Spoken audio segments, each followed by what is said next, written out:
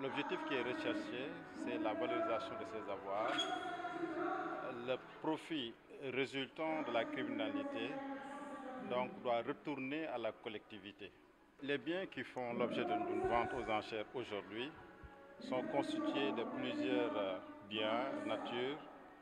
La nature est diversifiée. Nous avons des véhicules, nous avons des meubles, nous avons des téléphones, nous avons des ordinateurs, nous avons quand je parle de véhicules, il y a des camions aussi qui sont vendus dans le cadre de cette procédure.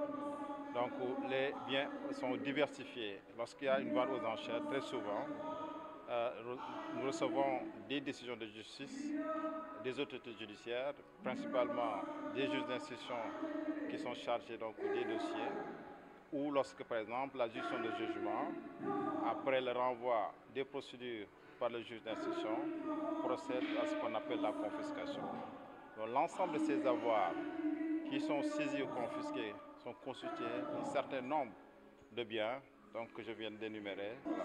Aujourd'hui, vraiment, nous sommes au total à presque 100 lots de biens à vendre dans le cadre de cette 8e édition. Il n'y a aucune difficulté à ce niveau, c'est-à-dire le service après-vente. Par exemple, pour ce qui est des véhicules, nous travaillons en collaboration avec les structures dédiées, notamment le service des douanes, lorsque par exemple le véhicule est sous douane, parce que nous pouvons vendre un véhicule dédouané comme un véhicule sous douane. Lorsque le véhicule est sous douane, nous facilitons les formalités à l'acquéreur pour l'habitation du véhicule en coopération avec le service des douanes.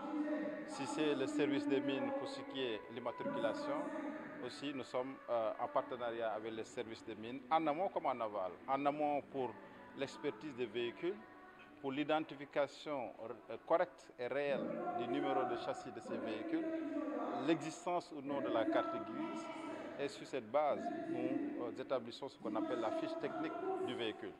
Et donc, lorsqu'il y a une adjudication, l'ONRAC accompagne les acquéreurs, les adjudicataires, pour faciliter la mutation de ces véhicules. Si c'est les autres biens, l'enlèvement se fait sur place. Supposons si c'est des téléphones, des ordinateurs, donc l'enlèvement se fait, on n'a pas besoin d'autres formalités. Très souvent, les formalités subséquentes à certains biens, ce sont principalement des véhicules ou éventuellement des navires.